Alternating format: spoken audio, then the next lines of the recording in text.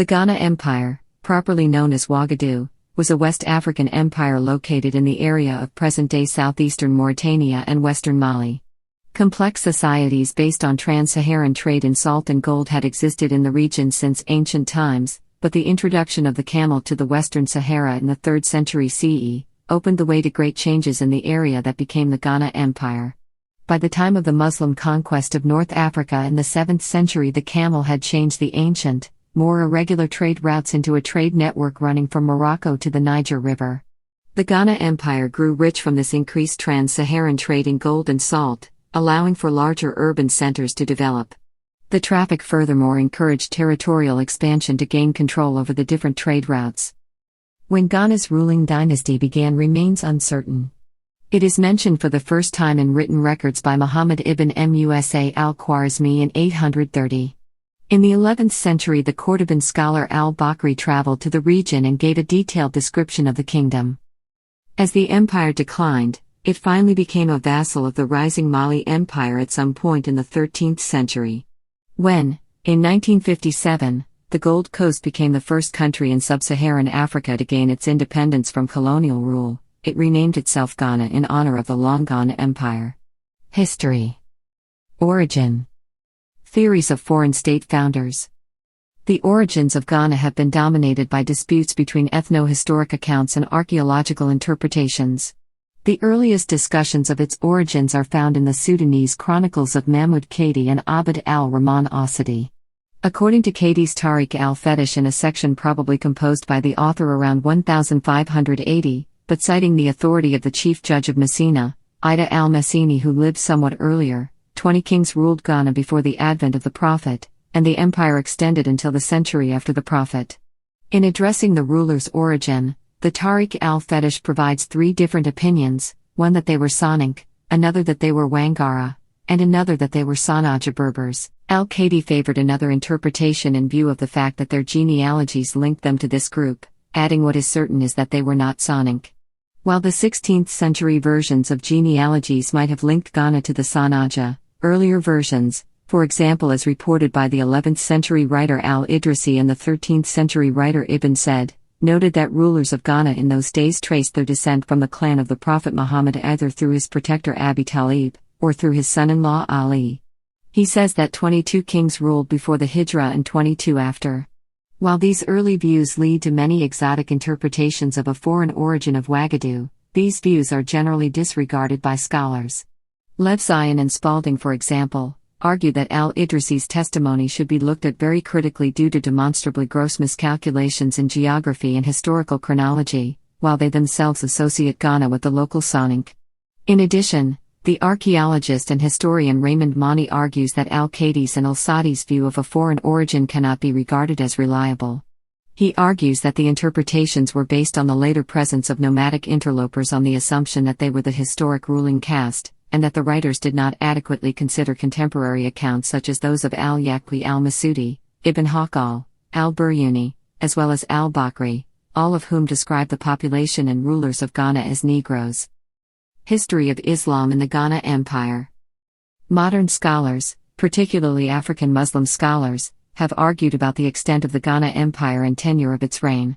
Islamic religion was known very well around the Asian-African-European area. The African Arabist Abu Abdullah Adalabu has claimed that some non-Muslim historians played down the territorial expansion of the Ghana Empire in what he called an attempt to undermine the influence of Islam in Old Ghana. In his work The Ghana World, A Pride for the Continent, Adalabu maintained that works of such Muslim historians and geographers in Europe as the Cordoban scholar Abu Ubaid al-Bakri had been subjugated to accommodate contrary views of non-Muslim Europeans. Adalabu claimed constant cold shouldering of Ibn Yashin's Geography of School of Imam Malik, in which he gave a comprehensive account of social and religious activities in the Ghana Empire, have well-attested compositional bias of Ghana history documentation, especially by the European historians on topics related to Islam and in the ancient Muslim societies. Adalabu said, the early Muslim documentaries including Ibn Yashin's revelations on ancient African major centers of Muslim culture crossing the Maghreb and the Sahel to Timbuktu and downward to Bonoman had not just presented researchers in the field of African history with solutions to the scarcity of written sources in large parts of sub-Saharan Africa, it consolidated confidence in techniques of oral history, historical linguistics and archaeology for authentic Islamic traditions in Africa. Oral traditions.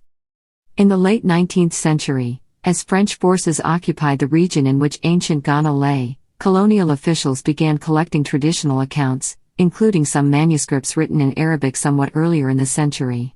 Several such traditions were recorded and published. While there are variants, these traditions, called the most ancient polity they knew of Wagadou, were the place of the Vago, the term current in the 19th century for the local nobility. The traditions describe the kingdom as having been founded by a man named Dinga, who came from the east, after which he migrated to a variety of locations in the western Sudan, in each place leaving children by different wives. In order to achieve power in his final location, he had to kill a goblin, and then marry his daughters, who became the ancestors of the clans that were dominant in the region at the time of the recording of the religion. Upon Dinga's death, his two sons Hina and Diabe contested the kingship, and Diabe was victorious, founding the kingdom. Theories concerning the foundation of Ghana.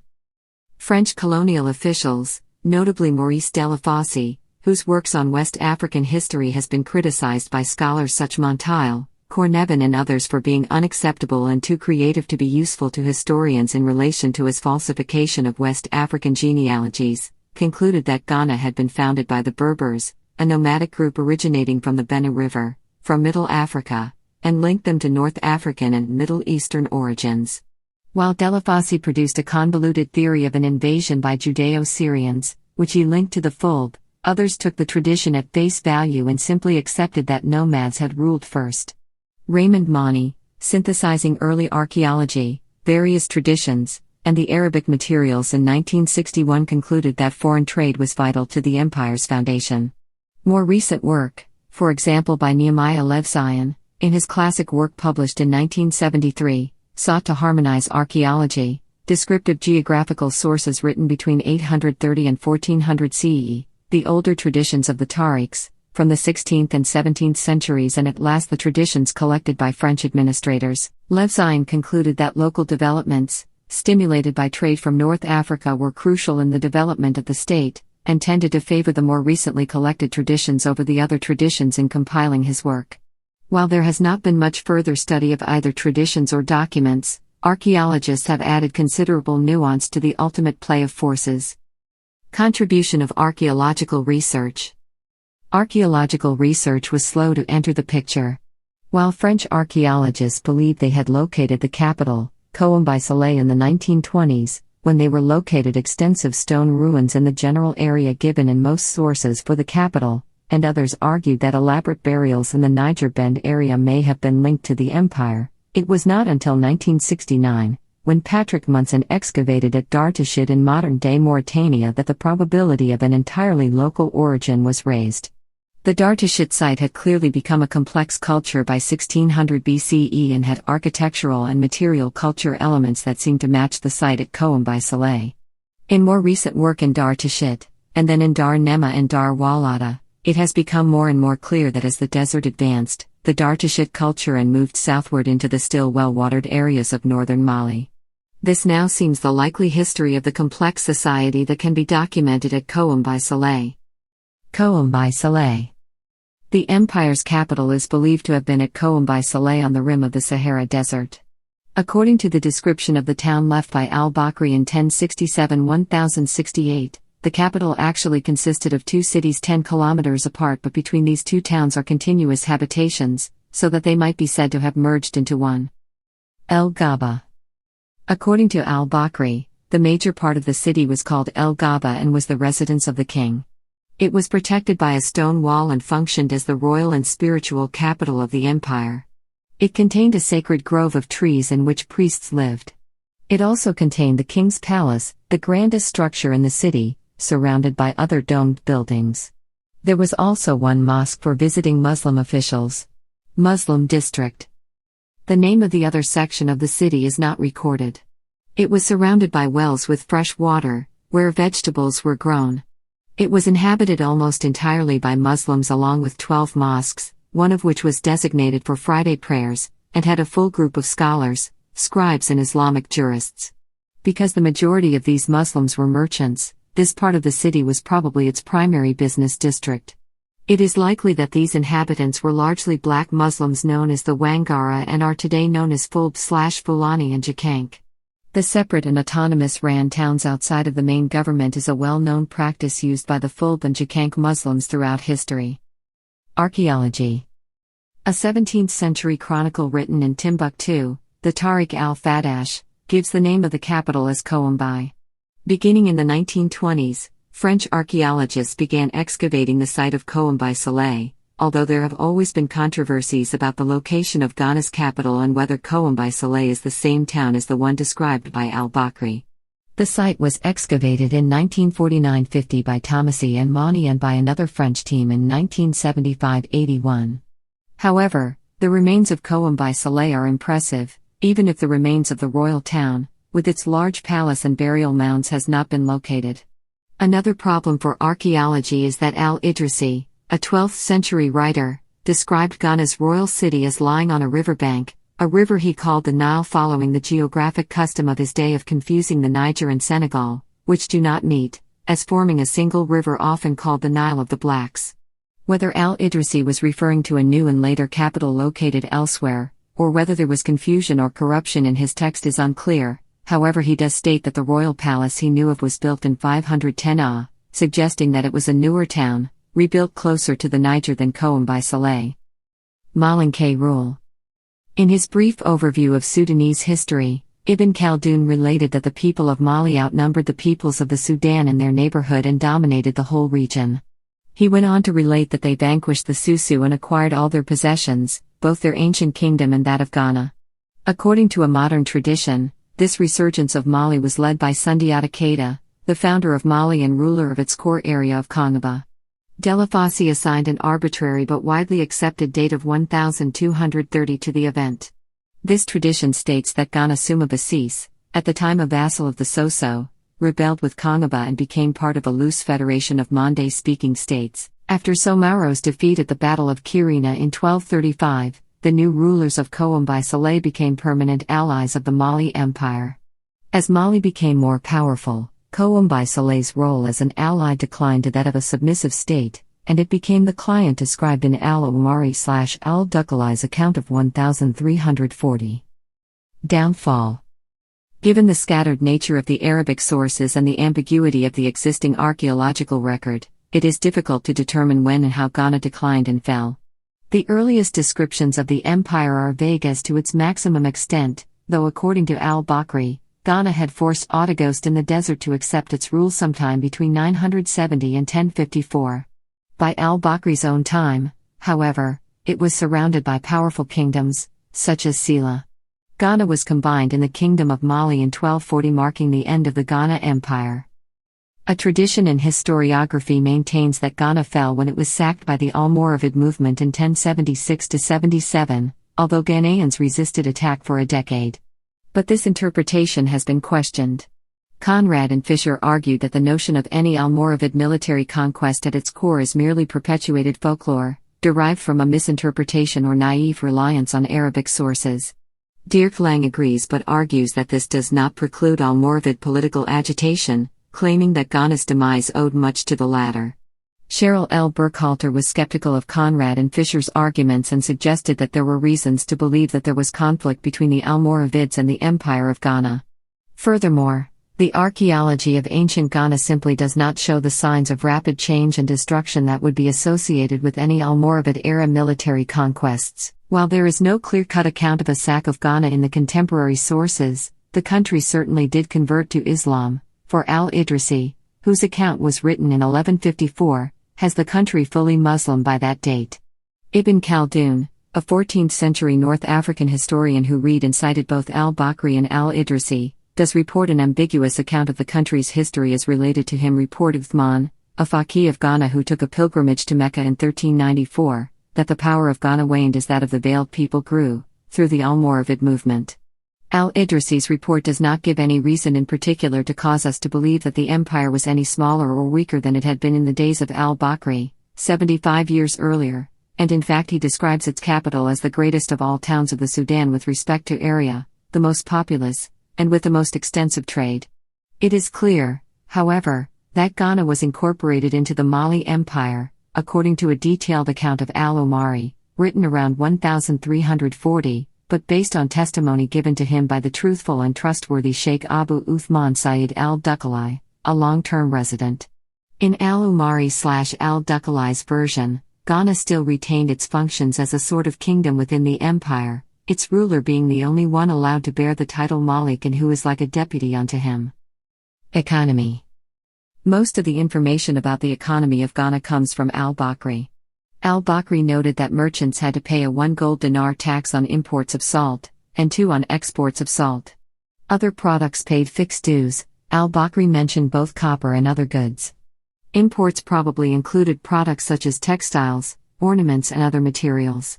Many of the handcrafted leather goods found in Old Morocco also had their origins in the empire. The main center of trade was Koumbi Saleh. The king claimed as his own all nuggets of gold, and allowed other people to have only gold dust. In addition to the exerted influence of the king onto local regions, tribute was also received from various tributary states and chiefdoms to the empire's periphery.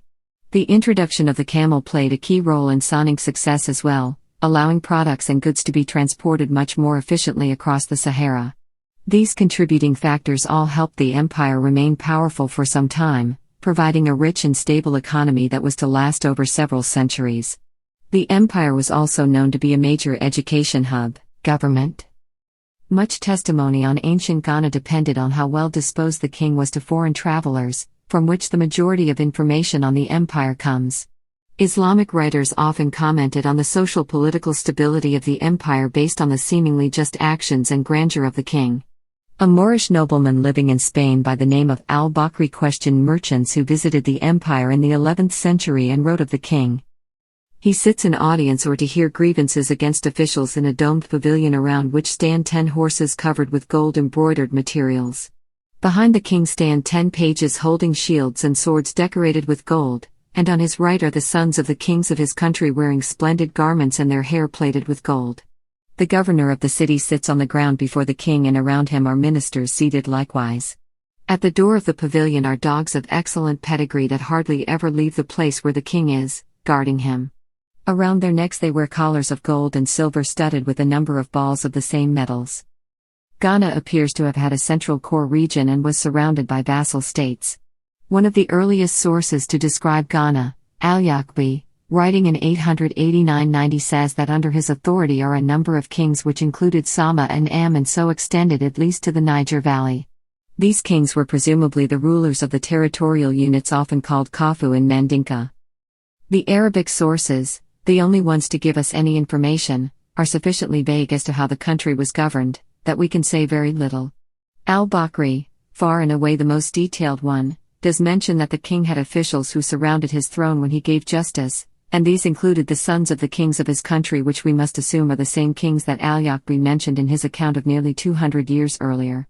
Al-Bakri's detailed geography of the region shows that in his day, or 1067-1068, Ghana was surrounded by independent kingdoms, and Sila, one of them located on the Senegal River, was almost a match for the king of Ghana. Sama is the only such entity mentioned as a province, as it was in Al-Yaqubi's day. In al-Bakri's time, the rulers of Ghana had begun to incorporate more Muslims into government, including the treasurer, his interpreter and the majority of his officials. Aftermath and Soso Occupation.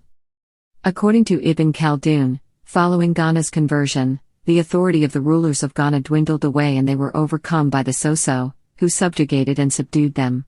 Some modern traditions identify the Susu as the Soso, inhabitants of Kaniaga. According to much later traditions, from the late 19th and 20th centuries, Daira Kante took control of Koumbi Saleh and established the Dairaso dynasty. His son, Somaro Kante, succeeded him and forced the people to pay him tribute. The Soso also managed to annex the neighboring Mandinka state of Kongaba to the south, where the important goldfields of Beret were located. Etymology. The word Ghana means warrior or war chief and was the title given to the rulers of the original kingdom whose Sonic name was Wagadou. Kaya Magan was another title for these kings. The extraordinary renown of the Ghana Empire induced Kwame Nkrumah, the political leader of the Gold Coast, to name his country Ghana when it attained independence in 1957, although the country is not in the same location as the old empire.